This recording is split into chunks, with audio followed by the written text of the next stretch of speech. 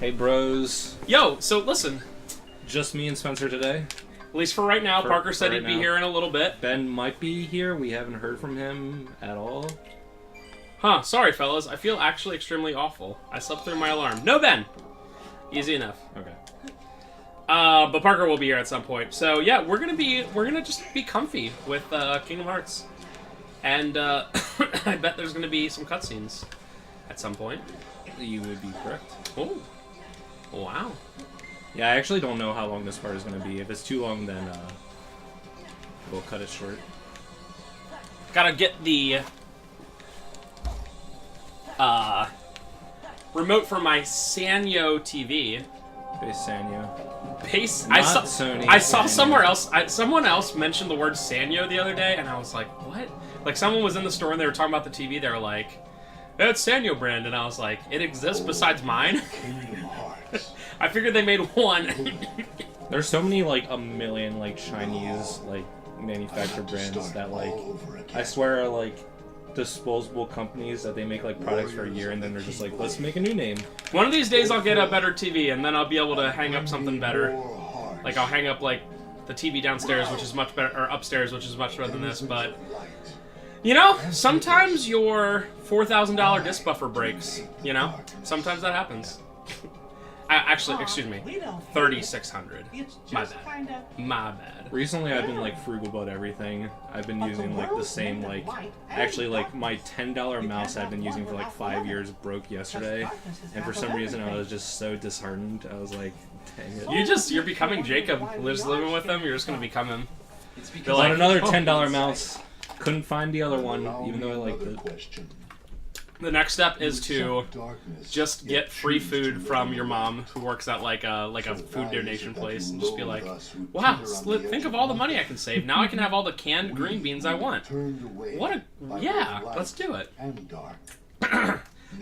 So this is the final boss of 1. Was it Ansem? Is this no Ansem? Looks a little different. So Ansem in the first game was Xehanort's Dark or Heartless. What other choice? And he had like a goatee, right? No. That's the original Ansem. That's the one that has blonde hair and a goatee. Right. Okay. So when original Ansem became a Heartless, it became Xehanort, which was the main villain of 1, and then in Plot Contrivance City, Xemnas was born as his nobody, and that's who the main antagonist. That guy. Yeah. Dude, imagine having like a cast of characters and then instantly tripling it because you're like, hey, everybody becomes a Heartless and every Heartless has a nobody. So then you're just like, everybody's 3 people. GG. Wait. And honestly, most of the nobodies in this are completely new characters. So like... You said this last time, but Sora became a Heartless, right? In the first game, yeah. And his nobody is Roxas. Yeah. So then, who? Don't you become a new character if you're a Heartless, or no? You just kind of like change your normal self. What was your question? Like, are there 3 Soras? Because there's Ansem, right? And then there's Xehanort, this guy. But then there's also the guy from Kingdom Hearts 1. Ansem exists because I don't even know. Sora's Heartless was just like a Dusk, like the very basis of Heartless, and then he disappeared when Kairi reached the light in his heart or something. Excellent. But no, there's no Sora Heartless. Oh, okay. So, when they go to nobody school, you know how like everyone, you gotta tell the kids, hey, you're somebody. You know, you're unique, whatever. So when they go to nobody school, you're like, you're nobody. Sorry, bro. Is this? Oh, I thought this was over already. That block. As long as I block this, I think it's over. No. The bottom left, like screen, like the commands thing, is pretty cool looking right now. Does that change throughout the game? It changes for every world, yeah. That looks really nice right now. Also, this dude is like, did George Lucas write this? Like, double lightsabers, like, just literally flipping around like a weirdo. That's literally episode 3. That's all of episode 3 is just, I have 2 lightsabers and I can do flips. All of the prequels are just... true. One's not as bad for that. Clone Wars has like a battle of like 6 Jedis, and it's like, look at how many lightsabers there are, and then you like look at the fight and you're like, this is boring. Yeah. It's amazing that there's so much stuff happening and it's boring. I've over the years I've softened on episode 1, not 2. 2 is terrible. 2 is so bad. 2, like, whatever. I hate but like all of them, 1 dude. I've softened on because at least I feel it's a Star Wars movie, whereas 2 and 3 I'm like, they're just melodrama nonsense. But like 1 I'm like, you know what? Like, it's bad, but like I look at it and I'm like, hey, this is a Star Wars movie. I mean, like, at that's least, how I feel. I mean, I guess episode 1 doesn't have the terrible, cringy romance stuff. The awful George Lucas doesn't know how humans interact romance. Yeah. But you also have just non-characters like, what's his name, Qui-Gon Jinn. Hey. Well, I personally do like Liam Neeson quite a bit. Like, He sucks, dude. I mean, he's okay, he's just boring. I think that's what they were like, what he was told to do. They're like, you are a wise Jedi guy, You so are stoic. you are and stoic. emotionless. Yep, stoic. But that's the whole point of like the Jedi stuff, because it's like, if you have feelings, you will, because that's what happened to Anakin. It's like, if you have too many feelings, you'll just become dark. The end, right? So it's just like, if I'm constantly stoic, I will always be light. It's like, alright, cool. It's like playing Knights of the Old Republic, and like you want every time to make a bad decision, you know, like a bad guy decision, but you're just like, fine, I'll save this guy. I find it funny that everyone hates on KOTOR 2, even though I think it has the most interesting like morality system, where like one of your main like companions is very like neutral, and like neutrality in Star Wars like does not exist. You're either good or you're bad. It's very hard. So like super hardcore Star Wars fans are just like, KOTOR 2 is fan fiction, and it's whatever, but at least it's something interesting. You know, if you think Star about Wars is boring. I mean, I like the original 3 movies. I And mean, yes. I like the games. I like 4 and 5 and 6 is okay. I guess neutral would be like, a true neutral would be like Boba Fett. Like, clearly he would work with whoever would just pay him the most money. But like the rebellion wouldn't have money to pay him. Like the Empire would just pay him $1 billion because they're just the Empire. And then kind of Han was neutral, but then he had to become a good guy. He was a rogue. I would consider Rogue to be neutral. Ooh, the door. Wow. Once we go through, there's no turning back. It's victory. Man, if only the prequels had a character like Han Solo So, Sora, or anyone are you ready? interesting. It had I forget that guy's name. It had Jar Jar Binks. We have one of the toys at the store, and I laugh at it every time. I forget what his name is. It's the guy. He's in like episode 2 for like 5 seconds. He's the guy who like owns like this like diner. This is big fat like alien, and he has his own name and backstory. And I'm like, Star Wars is so based. Oh, I know who you mean. Yeah. He literally. Oh, I have to look it up now. But like, he literally. Dexter Jexter.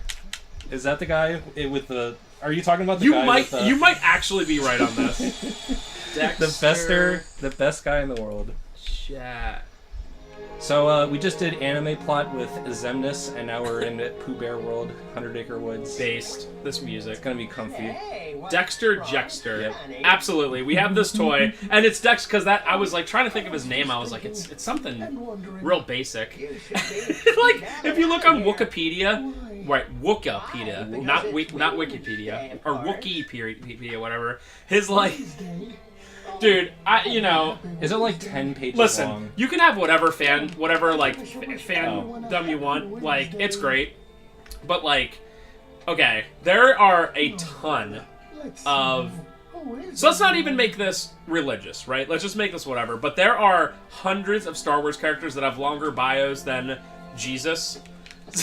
So it's like, you go to Wikipedia for Jesus and it's like, it's pretty long. Lots of stuff to write about. But then you go for like Obi-Wan and it's boom! What's the other Wikipedia that I'm thinking of that everything is long? Oh, Sonic the Hedgehog. Sonic the Hedgehog, yeah. Yeah, like That's even more Sonic's pathetic. is literally longer than the Wikipedia for Jesus. And I mean, take for that what you will. I didn't mean to make it like you could do it on like Da Vinci or someone else that was very, very, very helpful to the world. And it's like, nope, Sonic's wiki is longer than Einstein's or Edison's or what's that guy who Edison stole from? Tesla. Yep. Hardcore fandom is interesting. I bet the Kingdom Hearts wiki is also 10,000 years long for every character. Yeah, especially with all the Piglet, longer than anything in the world. So this world is interesting. Just like the first game, it's like not a combat world, but they transferred everything to be mini games, and I don't mind it. It's pretty short, and it seems like the cutscenes are going to be pretty short too. So like this first one is like this 2D shooter. Oh, based. So what? You have to go get Piglet? Yeah. So they have all this stuff going on, and you're like, what's the service of this? You have not a points bar. You just have time. Oh. But you can do these missions again and get a high score that, as far as I'm aware, does absolutely nothing and unlocks nothing. I gotta be honest though, I'm a big fan of having random mini games in games. Yeah, I mean, it's fun. I just wish that if you like hit like a high score, it would be like, here's this anything. Like a good example is FF7. I really like how it just has random mini games like Gold Saucer. And like honestly, some of the stuff you don't even have to do, but like you're right. Like if you get a high score on the speed square, you know, it's something. Yeah, you get like Parasol Saucer points. You know the 100% world record for that's down to like 18 hours. I have to watch that again. I used to watch a guy all the time. Caleb just got second place. It's a pretty. I didn't obviously watch the whole thing, but I saw like the highlight video. He does 100%. Yeah. Yeah. I know he's been running a lot of FF7. That's interesting. But like, okay, so when I watch FF7 100%, I'm like, I sit there and like, he got enemy away. Chocobo racing. When you do Chocobo racing. And you race. He got enemy away, sneak attack, and whatever the third one is, counter. There's another specific one you really get there in like 20 minutes. And I'm like, I don't know if you guys remember from the FF7 speedrun, but I came on and I was like, listen, it's pure. I can't do it. I was like, I can't do it. I think I ended it. I was like, you know what? Since I was missing Ramu, right? I was like, I cannot get sneak attack. I can't. The one day I had off, and I sat there off and on for like 7 hours, and I didn't get it. And it showed up like 3 times, and I'm like, how can you do a speed run where it's like, you have to do that, every Chocobo race lasts like 2 minutes, but it feels like 100 years, right? And then you have to, like, not only do you have to get it when it shows up, you have to hope it shows up. So someone asked him, like, how'd you get enemy away so fast? And he's like, I just got lucky. And it's just like, dude, no. They should just have a category that's like, no Chocobo racing nonsense, and I'd be like, alright. I mean, already 100% is the most arbitrary category for a JRPG. Like, what does it even mean? So my favorite thing to do, you know that Cordelium guy? He does a lot of very long RPGs, like he does FF8 100%, he does Xenogears.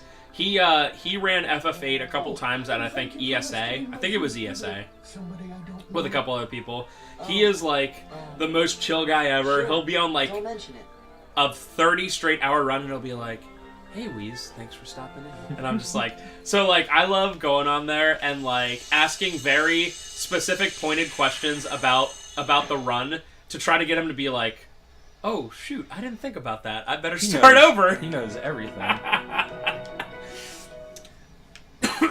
And the one time, I forget what it was, I had a disagreement with Caleb because he was like, this is what FF7 100% is. And like, I forget, I wish I could remember exactly what it was, but I was like, wait a minute, why don't you do this? And he was like, oh, because, you know, well, whatever, you know, and I was like, So then I went over to Cordell and I was like, what do you think about this?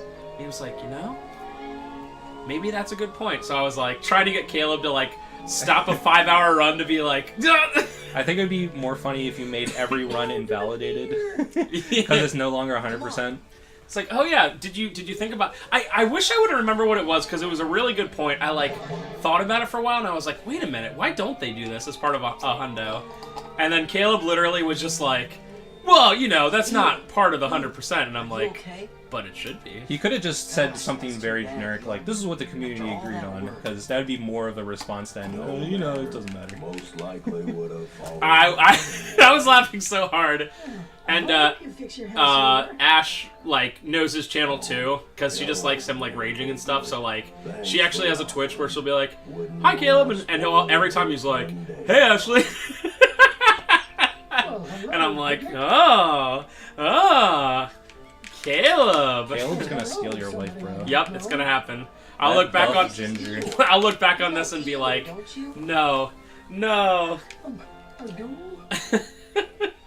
Did like, you see him flex? How can any woman resist that? somebody gifted her a month of Twitch Prime, and I had to like, Twitch a sub to him, and I had to like explain to her what that means, and she was like, I don't get it, and I was like, you got the emotes. You have the icon next to your name. I use with my Amazon Prime. I use Guess it's worth a try. every month I'll just pick a different person to sub to randomly, and then I'll have their I barely go on Twitch, but then like I'll get on and it'll be like I want to go spam some page, and I'll see like Baklava Soup's icons, and I'm like, oh, I guess I'm still sub to him for this month. I literally only watch 2 Twitch channels, ZFG and Simple Flips. ZFG is great. ZFG is great, but I can't actually watch his stream while he's like doing like runs, because 100% is getting to the point where it's like, oh, reset over this one thing. Yeah. And Simple Flips is a guy who does like Mario ROM hacks and some other stuff, and he actually doesn't stream that often, and usually only for a couple hours, so I just like load up his VODs every once in a while, and he's super funny. Does he do it for like a career? Because that's crazy to just be like... Dude, he goes like sometimes like 9 days without streaming. And like the max I've ever seen him stream is for like 7 or 8 hours. I mean, that's awesome. A lot of the guys I watch are like... I think he's actually sponsored by CLG. And like, I figured that being sponsored would like make you have to do like a mandatory amount of hours, but I guess not. Huh. Even the guys I watch like Lack Attack, like he has a full 9 to 5, and you can still see him on like 3-4 days a week, you know? You know what I haven't seen on in a while? I checked as of a couple weeks ago. Darbian hasn't streamed for like 3 months.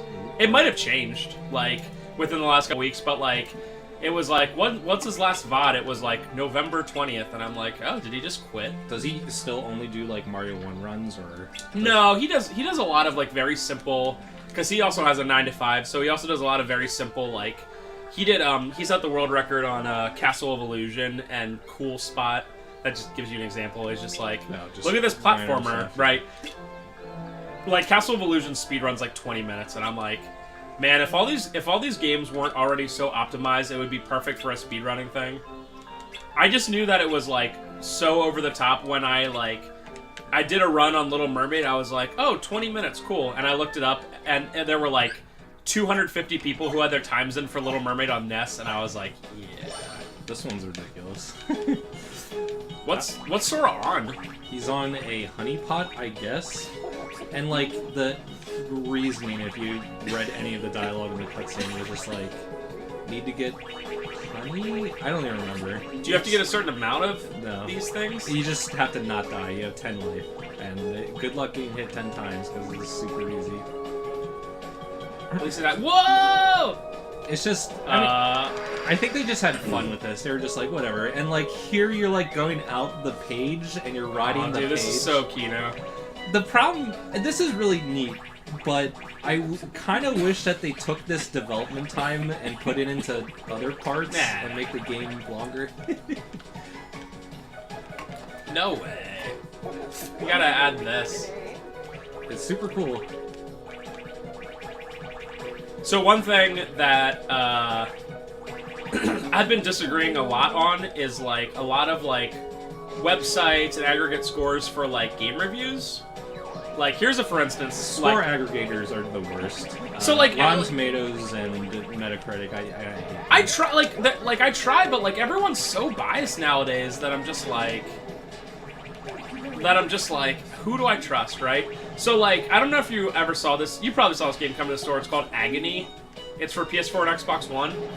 And it got, I heard that lambasted last year, right? Now, I didn't realize it was as bad as people said, because, like, when you type in Agony, PS4, everything that comes up is, this is the worst game of 2018, right?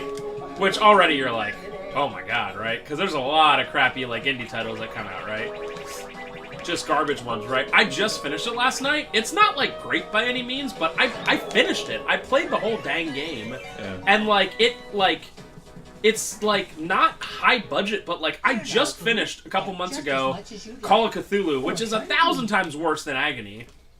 And I'm just like, then you look at, like, all these scores, and they're like, 1 out of 10. But the thing that's so cool about that is it's like a Dante's Inferno. You go into, like, hell and stuff, and, like, the settings and stuff is so cool that, like, automatically it has to be, like, a 5 out of 10, because, like, you'll just be, like, going around, like, you go into, like, the lakes, or where like the fire's so hot it's ice or whatever, like, deep down, and you just see all these like demons, like frozen, like half frozen, like, and you're just like, dude, that's so cool. And then people are like, 1 out of 10. Yeah, I watch some YouTube reviewers, and I watch them mostly for their personality and their thing, but I just watch pretty much everything.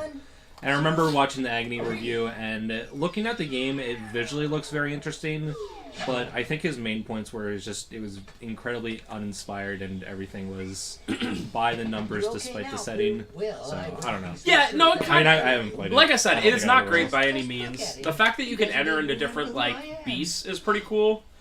But, like I said, by no means am I like, it's great, but, like, the fact that people were like, worst game of 20, I'm like, do you realize how many bad games come out? Like, yeah, come on. People say anything that is like that. Oh, the worst. This next thing is the worst now. And they're probably like, it's only 10 hours long, you can only play it once or twice, and it's like... People that use hours or amount of hours to justify how good a game is do not understand anything, and I disregard their opinion immediately. No, I mean, yeah. Like, I will always... Skyrim has technically infinite quests because of the Radiant system, and it's like, that's not content. Nope. That is busy work, that is unending, that is not fun. Like, I would never ever like hate... Skyrim. Like, I won't. But, like, when someone's like, I like Skyrim because it has so much, it's like, I would prefer, like, a God of War that's, like, 8 hours long, but you're like, dude, that was awesome. You know? Like, please. How can you not be like, this game's too long? It's like, no. I don't know. Yeah. It's like, would you rather watch, Aladdin's,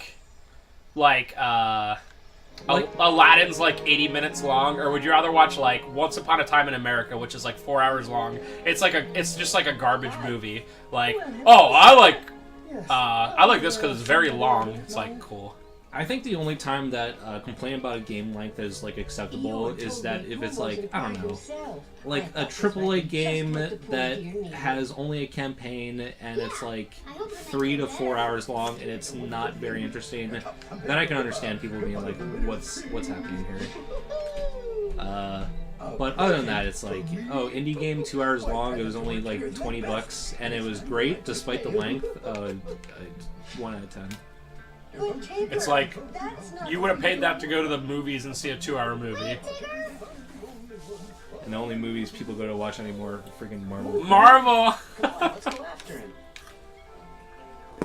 Yeah, talking about Rotten Tomatoes and, like, score aggregators being bad, it's like, you look up any Disney movie, and because the reviews are paid for, it's like, oh,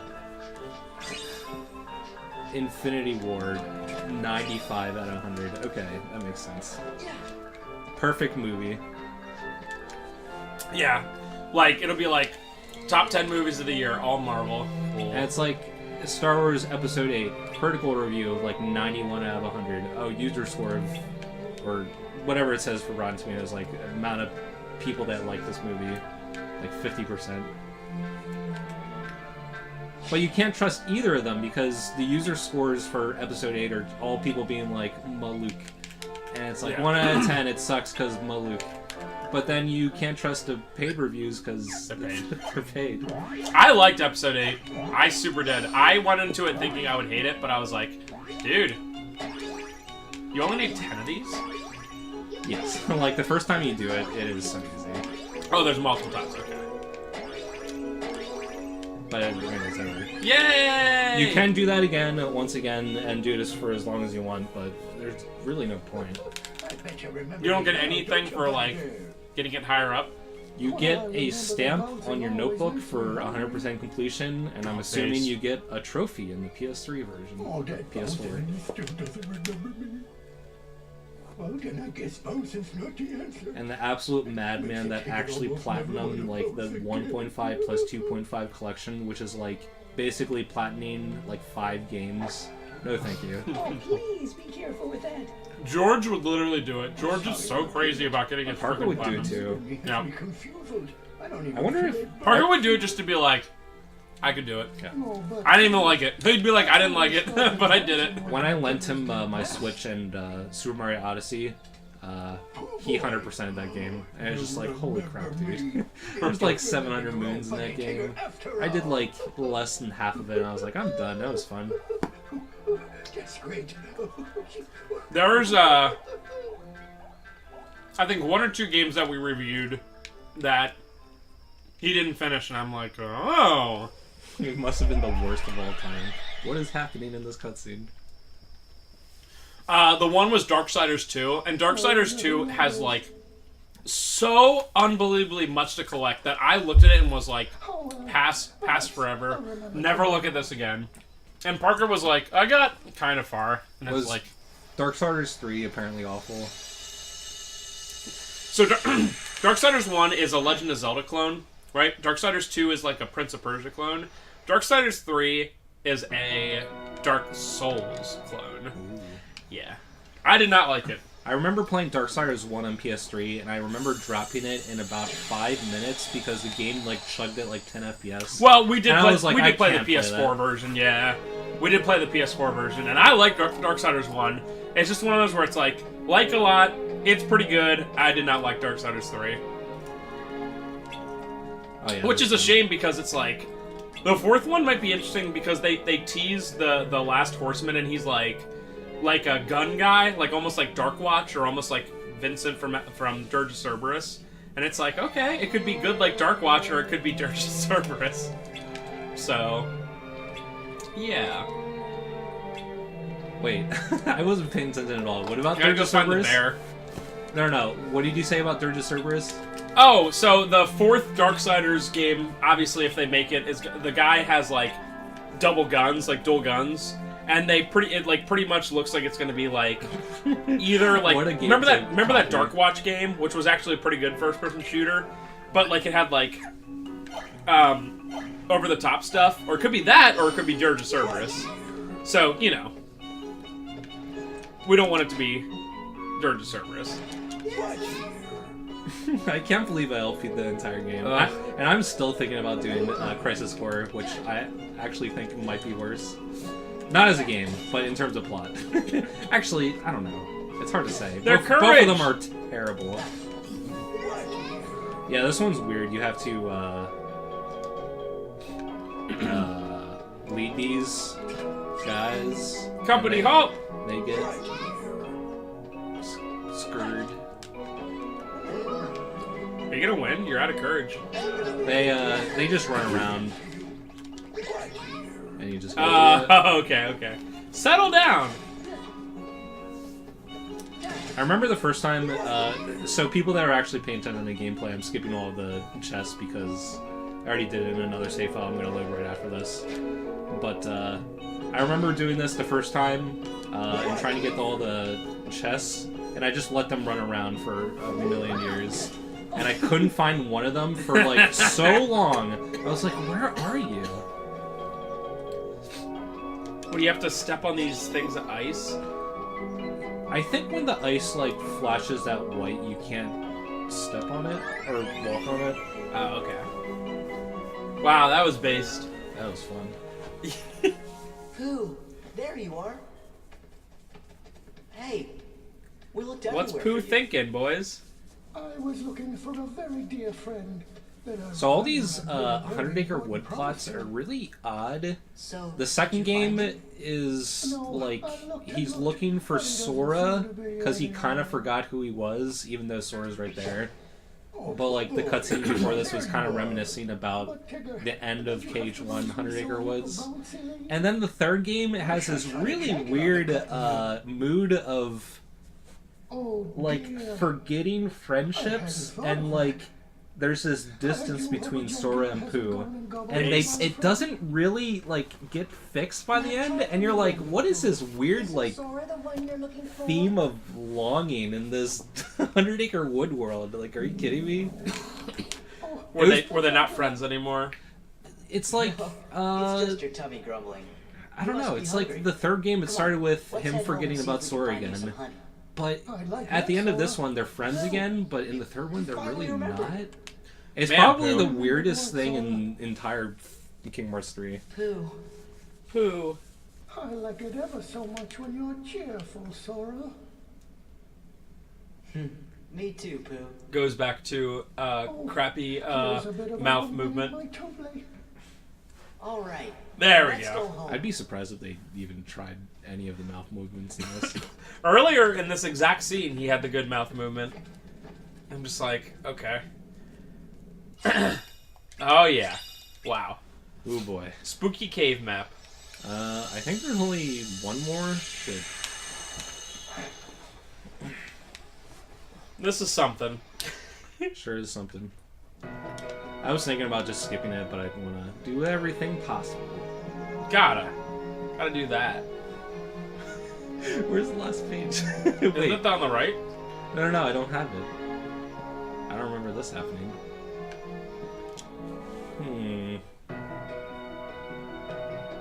Wait, what? I thought I saw something on the right. It was the blank spot for when I get the page. Oh. But why am I missing that? I really have actually no idea. No one will care if you skip Yeah, I it. guess not. Hey, Sid! Face Sid. See a title screen? Alright, I actually don't have too much left to do. We're gonna do the last, dungeon that they added in the final mix version, which is definitely the hardest thing. So, opening up my base level 99 save. Excellent. Ooh. Proof of existence. The world that never was. That was the world we were just in before Pooh World. Oh, whoops. Did not mean to do that. What, reset? Yeah. Lel. Meant to do this. Alright, so the last dungeon is in Hollow Bastion. Makes sense. And they really don't, like, hint at it. It's just this hole in the wall. And I think it's cool that they don't make it, like, a huge deal. But it is interesting that this is the final This place. music. So this level design is pretty interesting because you basically need to have all the abilities from leveling up all your drive forms. So you'll see that I have like a glide now. Because I leveled up the final form and then all the other things like the double jump and the glide. So all the level design has to incorporate all of that, which I think is really interesting. It's just too bad that this is only like a couple rooms long. But like you can see everything being so like far away and like it just assumes It's like that the you last have a level of glide. Spyro 1, where you like have to be able to fly around and That is stuff. true. Question mark? So there's some things happening here, like this one actually kind of stumped me for a while. I was thinking like you had to like do like double jump then glide, but it doesn't really work. And then I was like, what do you do?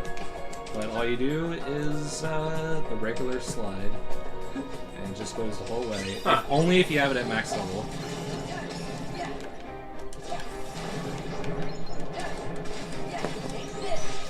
$60 money. Wow. Yeah, this game actually does not give you a whole lot of money, like ever. It's pretty odd. Look at that car. I actually hate the cars. They're probably my least favorite enemy. Because they go in this, like, aggro state where you can't attack them until they do, like, an attack a couple times. And if you're not paying attention, they can BTFO you in critical mode. But all the enemies in this area suck, because, those flying lantern guys are immune to all physical attacks, and, obviously these cars are really annoying. And the very end of this is definitely the hardest gauntlet. So, and even at level 99, it's like, am I gonna die? So anyway, Spencer, what do you want to talk about now that isn't this game? Kingdom Hearts 2. That's my favorite. I mean, I love playing this game, but it's hard to talk about it.